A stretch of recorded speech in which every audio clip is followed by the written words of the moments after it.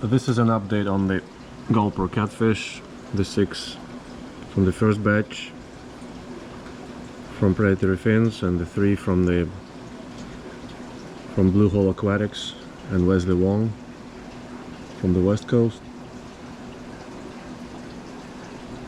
It's been what, 3 days? 3 or 4 days since we got the 3. As you can see, none of them are hiding. None of them ever hid. Not the 6 and not the 3. So whatever they're doing together consistently. Perhaps they don't need to hide. Even if they have an opportunity to hide, they never explored it, they never took it. I stopped force feeding them I want to say about a week ago. So now every night I just leave cut mullet for them in the corner over there on the bottom, and when they feel like it, they partake. 2 or 3 are eating very well, as you can see from the stomachs. 1, 2, 3, very fat stomachs. They're all from the batch of 6. Out of the new guys, I've seen 2 of them eat a little, or I mean not an insignificant amount, but they have not eaten a lot, have not eaten yet. And one of them, perhaps that one over there, the thinnest, he hasn't either. And a couple of the smaller ones from the batch of 6 have not eaten much either, or anything. I don't know. I leave it overnight. If they eat something tiny, and I wouldn't see it by the morning. Only when they eat a lot would I tell. I leave a big access for everybody so that everybody has an opportunity to eat.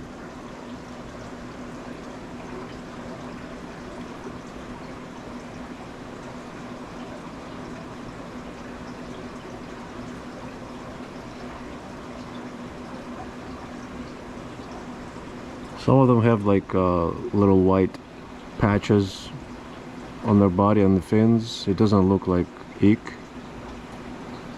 It does not look like fish lice, unless those are babies, but it's impossible. As I said, we have eradicated all the fish lice by now. So whatever that is, I'm not sure. But since I'm hoping that if they all begin to eat okay soon, within a couple of days, then I'm not going to change anything, just let them be.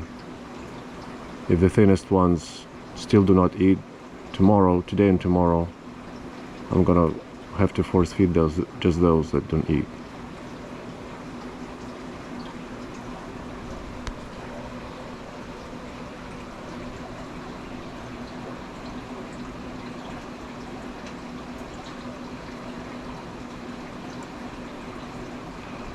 Someone mentioned that at the store they don't hide.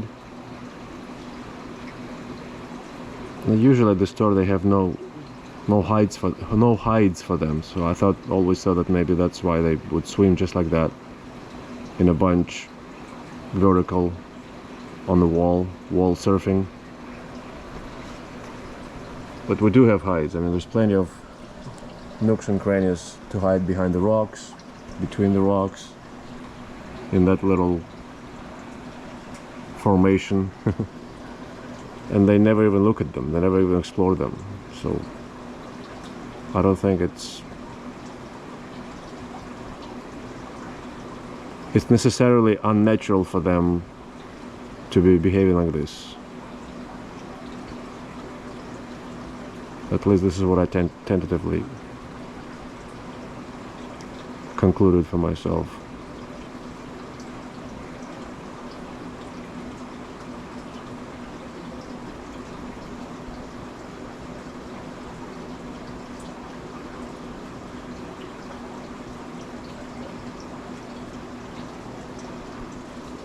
Some of these, I mean, they can, on this guy for example, those white patches, two white spots on the right hand side.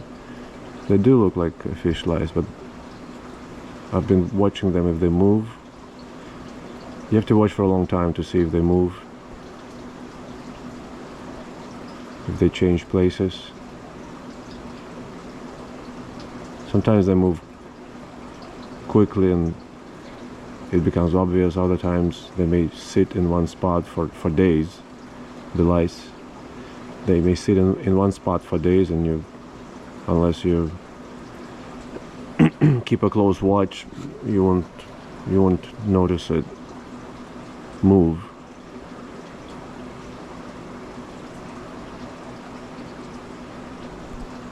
There they go over there. Those two white spots. But he's the guy that eats real well. As you can see, he's very thick.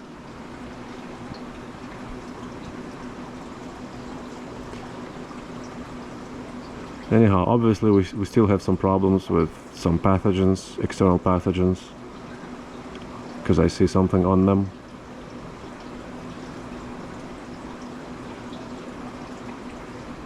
I'll add another, I guess I'll add another dose of dimilin then.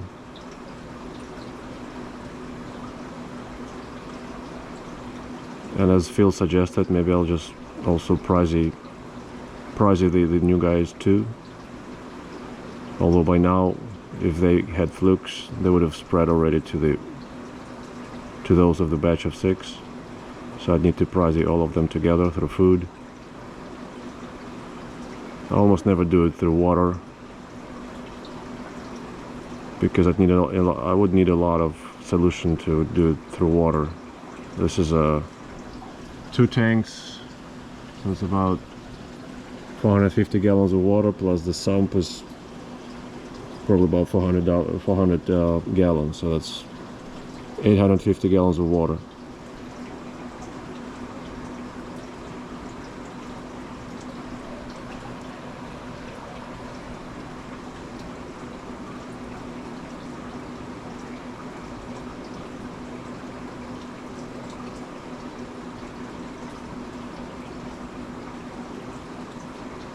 You probably can make out the new guys. They're longer, they're bigger.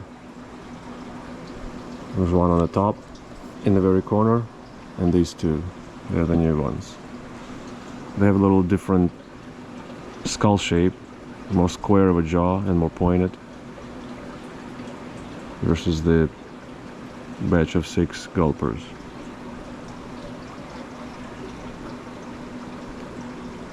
Alright, we'll continue our fight and report as appropriate.